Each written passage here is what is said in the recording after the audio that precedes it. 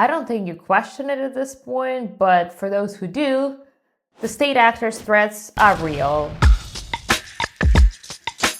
We've seen it throughout history. Yes, even the United States. President Roosevelt in 1933 signing Executive Order 6102. Essentially, Roosevelt made it legal for US government to confiscate gold, freeze bank accounts during protests, and yes, even revoke passports. Just ask Edward Snowden how quickly a passport can disappear. When facing state-level threats, you always have three options: fight, hide, or run. First, fighting and running both require two critical components: movable wealth and a movable self. Bitcoin solved the wealth part, obviously, but without multiple citizenship, multiple passports, you are still trapped in their jurisdiction, in their system. It's not just me, millions of others around the world have lived this exact scenario. When I left my birth country, I understood something crucial. Jurisdictional arbitrage isn't a theory. It's survival when put into practice. Today, I'll show you how to become truly ungovernable, as our friend Knut says,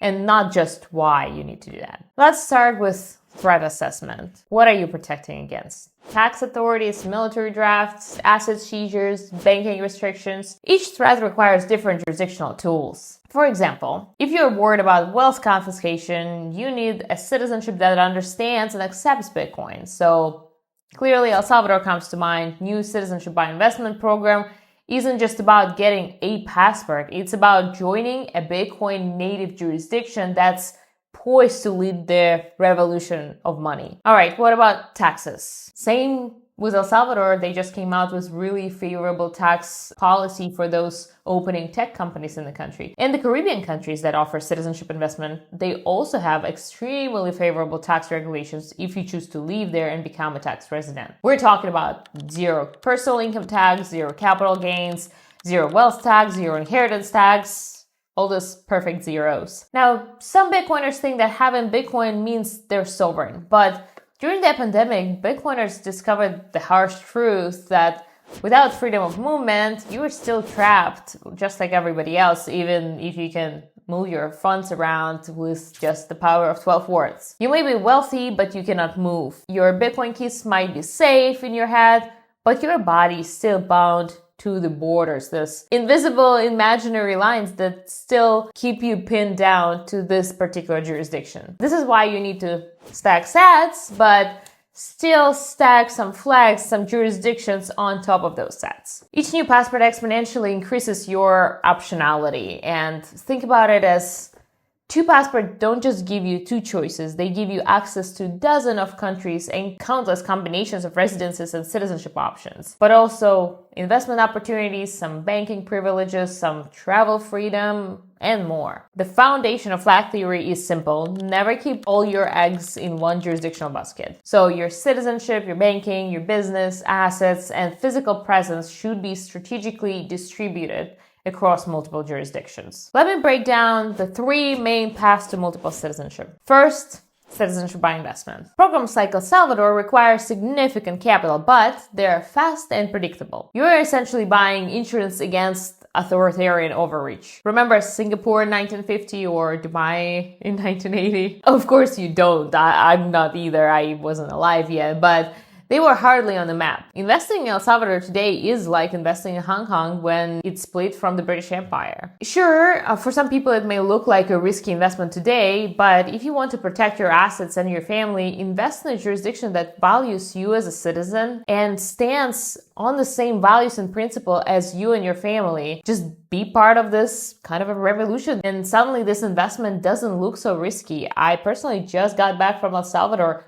I can see the trend. So there are plenty of countries that offer incentives for investing in their societies. 5 Caribbean countries, El Salvador, Turkey, Malta, Egypt, and a couple of Pacific islands will give you citizenship if you invest or donate to their economies. And in some cases, in just a few months. Now, what is the second path to citizenship? Citizenship by descent. If you have European ancestry, you might qualify for EU citizenship at almost no cost. More than 15 European Union countries will give you citizenship if you can prove that your parents, grandparents, and in some cases, even great-grandparents were from there. Irish citizenship through ancestry gives you access, meaning the right to live, work, study, and travel, to both EU and the UK. That's almost 30 countries in total. During future lockdowns, you'll have all those jurisdictions to choose from. This is like finding free sovereign individual cheat code. And path number 3, naturalization, aka residency first, that will lead you eventually to naturalization and the citizenship. This takes longer, but can be the most stable long-term strategy. Portugal Golden Visa program now accepts investment in Bitcoin. In other jurisdictions, it's quite easy to become a resident first, and if you're actually looking to relocate, this residency path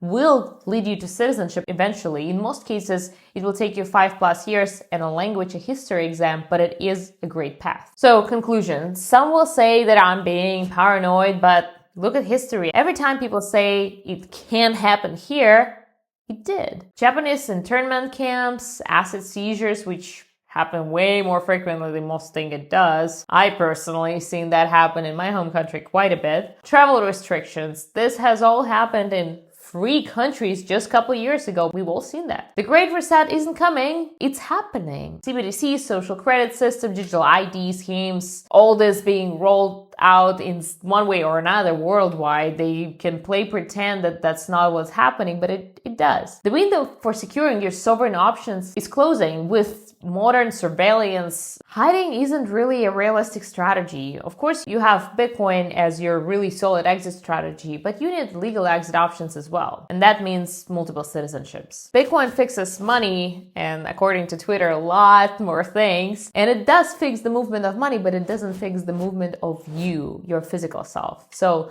true sovereignty requires both. You need the ability to exit the jurisdiction quickly, access banking in multiple countries, establish businesses in regulatory-friendly environments, move freely during crisis, and protect your wealth legally. All these 3 options that I mentioned in this video, you can learn about all of them on our website, planbpassport.com. You can actually schedule a free consultation so together we can brainstorm which jurisdiction makes sense for you, which program makes sense for you. Schedule a free call, there is a link down below. Where it's through investment, ancestry, or residency, you need those options before you actually need those passports. So make sure to get it done before it's too late. Schedule a call, fill out the application on our website, and let's get you a second citizenship.